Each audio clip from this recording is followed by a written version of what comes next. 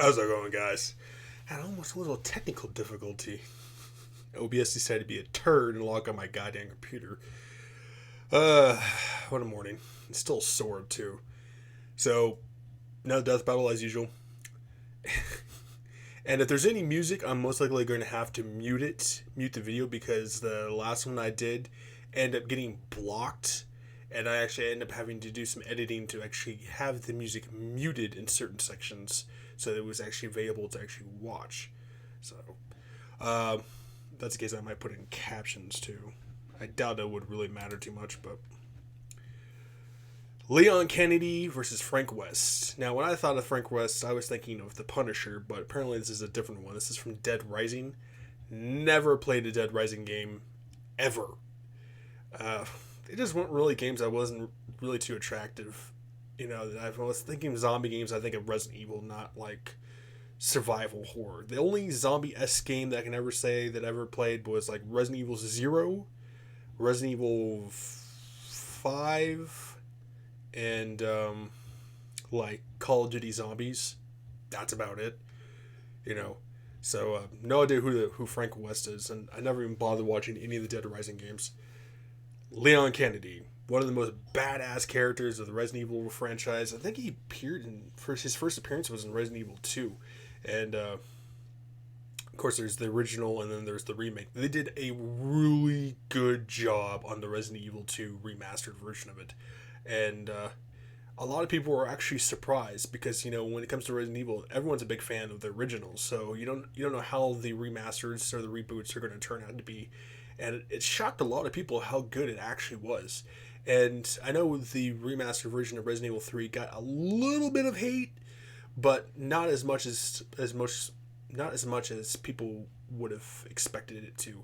So, yeah, I know there was he actually fights Chris Redfield in, I think it was Resident Evil 6, defending one of the God, I can't remember the character's name, but she's a clone.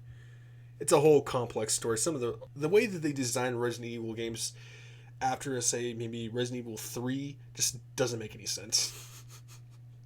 Because, like, some of them are prequels, some of them are sequels, and it's like, it's all mashed together, and you gotta try to figure it all out, and it's just like, ugh.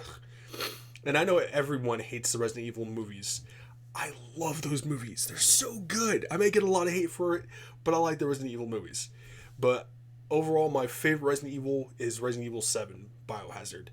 I would love to get that game if I ever get a better PC. And that definitely will probably one of the first Resident Evil games I would ever play. You know, that's like my cherished baby, that one. And then, of course, there was Resident Evil Village, which was actually really good, too. A lot of people were shocked by that one, especially the way that they designed it, you know, and the story and everything like that. So, and apparently, I guess there's going to be a Resident Evil 9 that's going to be, well, actually, I don't know if there's going to be a Resident Evil 9, but the way that they made the DLC for it, I've watched some of the DLC from Markiplier playing it. It didn't really catch my interest that much. I mean, it's one of those ones I could have to just sit there and watch it to maybe even get any interest in it whatsoever. But let's check this death battle out. Outbreak containment, yet there are still reports of looters within the city. Who knows what these people think is worth braving certain doom to get? Sweet! Just what I was looking for. What are you doing? No one's supposed to be here. Never stopped me before, pal. Yeah, immediately music for that. Reading that. Put on captions if anything else.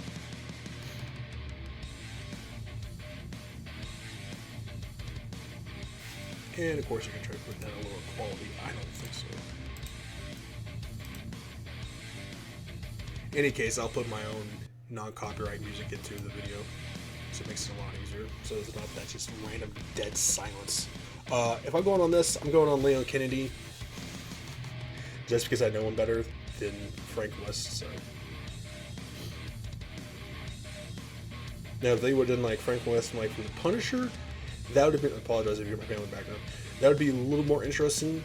I would definitely say that The Punisher has overall strength comparisons to Leon, but Leon has more speed and accuracy, in my opinion. So, but this is different Frank. So, apologize if you hear my computer ramming up over there. I have a computer in sight that I want, but it has mixed compliments. Or compliments, mixed comments about it.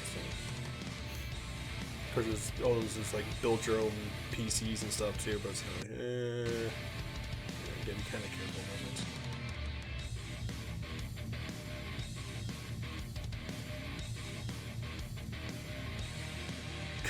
He's a journalist? Oh, this is gonna make things interesting then. What the hell did he just throw at him? Capcom. He put on the Mega Man suit. I love it.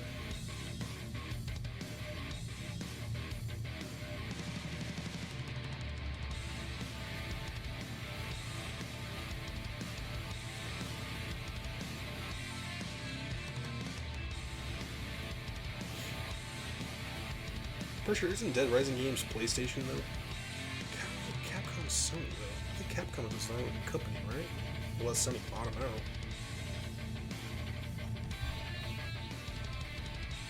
Sorry about that. Advertisements. 2 of them. What the hell is he using now? What the hell is this? Okay, so I'm seeing that Frank is a very constructive person. How is Leon gonna... if he wins this? He's nice. What the hell? Come on, Leon.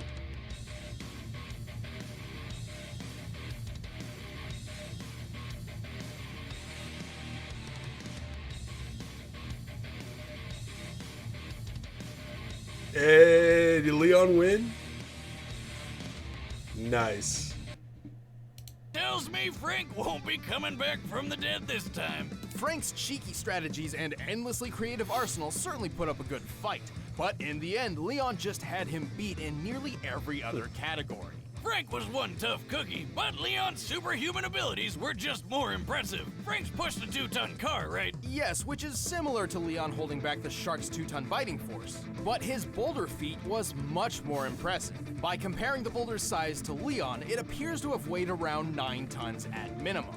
While Leon did have help pushing it, even half of 9 tons is much heavier than anything Frank's lifted or pushed. Leon and Frank seemed equally tough, but Leon was definitely quicker. Bullet timing, laser dodging, and hell, Leon's speed and precision with his knife on its own is more impressive than any speed feat Frank's got. But in the end, the most important question was whether or not Leon could cope with Frank's insane weaponry and unpredictable creativity. But Leon's seen plenty of crazy shit in his career and fought lots of surprising and off-putting monsters.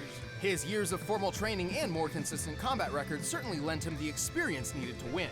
He's survived numerous battles with enemies powerful enough to one-shot him, and he's shown plenty of creative strategy and critical thinking mid-fight. Like when he fought Tyrant Glenn, using momentum from his own injuries and throwing a friggin' motorcycle through the air. Leon was just too fast, too strong, too experienced, and too badass. He was frankly on his game. The winner is Leon Kennedy. So, you know, like I figured, Leon would probably win just because most of his speeding. He looks like he's a better fighter anyways.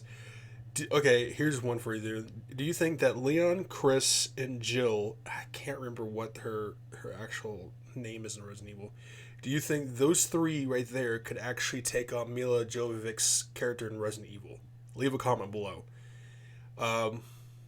Yeah, for the actual fight itself, Leon has way more experience fighting zombies, especially more mutated zombies from what I can tell. You know, especially with Tyrant alone, I don't think Frank could even take something on like that. And, you know, of course, Leon's taking on, like, regenerators and crap like that, and you mutated, crocodiles and sharks and snakes and giant tarantulas, especially, like, in the mansion and shit. You know, mutated plants. You know, he's not a boulder punching Chris Redfield, which is still hilarious to me. But, way to go. Yeah, I kind of hope they do, because I know they're in the makings of remastering Resident Evil 4, and I know they're actually changing a lot of stuff in that game, which a lot of people are not happy about.